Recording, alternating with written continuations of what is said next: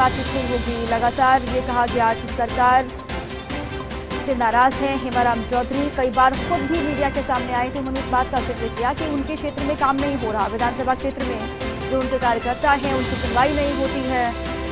विधानसभा क्षेत्र में उनके काम नहीं किया गया। जो काम होने का दावा उन्होंने चुनाव के दरमियान किया था वहां की जनता से, वो काम नहीं हो रहा ये कहा गया। उसके बाद इस्तीफा दिया गया, लेकिन इस्तीफे को लेकर आगे स्थिति स्पष्ट होनी है। उसी बीच महत्वपूर्ण खबर है हेमाराम चौधरी पायलट के बीच में मुलाकात।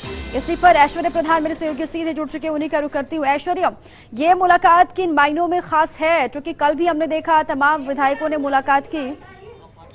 हेमाराम चौधरी खुद कह रहे हैं, आपको सुनाते हैं क्या कुछ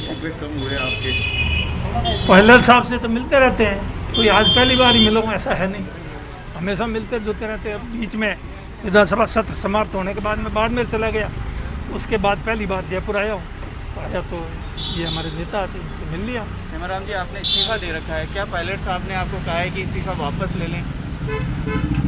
पायलट साहब ने क्या कहा इस्तीफा? कोई मैंने पायलट साहब को पूछ के थोड़ा ही दिया इस्तीफा, तो मैंने मेरी आत्मा कहा, मेरी आत्मा के कहने से दिया।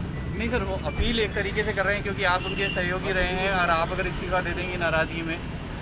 वो अपील करे, दूसरे अपील करे, वो तो अपनी बात करेंगे। मैं फैसला तो मेरे को करना है ना, मेरी आत्मा क्या कहती वही करूँगा। लेकिन क्या ये बात सही है कि पार्टी कार्यकर्ताओं को सत्ता संगठन में सही जगह नहीं मिल पा रही? मिलती होती तो शायद और अच्छा होता। ये भी इस्तीफा मंजूर होने के बाद में आपको बताऊँ, अभी क्या आप ठीक नहीं है। क्या आज आप जा रहे हैं सीपी जोशी जी से मिलने इस बात को लेकर? मैंने वो सचिव महोदय से समय मांगा है, समय दिया नहीं है, समय दे तो नहीं तो फिर देखते हैं। पायलट साहब की बात सुनी नहीं जा रही, जबकि भंवर जितेंद्र ने भी कहा कि पायलट साहब का वादा किया तो कम से कम उसको पूरा करना चाहिए। करना चाहिए पर हो कहाँ रहा है? करना चाहिए बात तो सभी कह रहे हैं, लेकिन वो हो नहीं रहा है। आप जैसे वरिष्ठ नेता भी उस समय गए थे मानेसर सर, आपको लगता नहीं है कि ये जितना लंबा समय गुजर रहा है लगातार, इससे और वैसी पुरानी स्थितियाँ पैदा हो सकती है? पुरानी नई स्थितियाँ ये तो भविष्य के मैंने बारे में नहीं बता सकता, लेकिन अभी मैंने तो इस्तीफा दे दिया है और अब इस्तीफे का निर्णय हो जाए उसके बाद आप लोगों से बात करेंगे।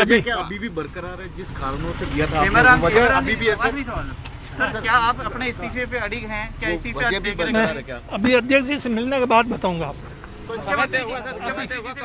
समय तय नहीं हुआ, मांग रखा समय। आज का है क्या सर? आज ही मिलेंगे 1-2 दिन में? अभी बुला ले, मैं अभी चला जाऊँ, ये सीधा ही चला जाऊँगा। 2 दिन जयपुर ही हूँ अभी, और कहाँ जाना? नाराजगी बरकरार है क्या सर आपकी अभी तक? या नाराजगी सही? अरे नाराजगी राजीपना की बात बाद में करेंगे। सीएम साहब से मिलेंगे सर? सीएम साहब से? तो हेमाराम चौधरी को आप सुन रहे थे, खुद मीडिया के सामने आकर वो कह रहे हैं कि जो उनकी आत्मा कह रही है, गवाही दे रही है, उसी पर वो आगे बढ़ेंगे। हालांकि पायलट से पहली दफा नहीं है जब उनकी मुलाकात हुई, अक्सर उनकी बातचीत होती है, मुलाकातें होती हैं। अब इस बार जो मुलाकात हुई है उसके क्या मायने हैं? हालांकि हेमाराम चौधरी साहब कह चुके हैं, अभी भी उनके बॉडी लैंग्वेज से भी, उनके कहने से साफ तौर से लग रहा था कि जो नाराजगी है वो दूर नहीं हुई है, अभी भी वो खफा दिखाई दे रहा है। इसी पर लगातार मेरे साथ ऐश्वर्य प्रधान बने हुए हैं। ऐश्वर्या, अब हेमाराम चौधरी खुद सामने आए हैं, वो कह रहे हैं कि अभी तो उनकी आत्मा जो कह रही है वो उसी पर जाएंगे। अब स्पीकर से मिलने का वक्त भी उन्होंने मांगा है, अब वहां से वक्त मिलता है उसके बाद उनके पास जाएंगे, उसके बाद ही कोई फैसला उनके इस्तीफे पर होगा। चलिए ऐश्वर्य के पास मैं जाऊंगी, उन तक आवाज नहीं पहुंच पा रही है। ये महत्वपूर्ण खबर है। मुलाकात के बाद खुद हेमाराम चौधरी सामने आए, उन्होंने कहा इस्तीफे पर फैसला होना है। विधानसभा क्षेत्र में उनके काम नहीं हुआ, अभी भी अपनी बात पर वो अड़े हुए हैं। उनका कहना है जो उनका पहले फैसला था वही अभी तक है। अब स्पीकर से जब भी मौका मिलता है तो वो आगे बढ़ेंगे, उनके पास जाएंगे मुलाकात के लिए।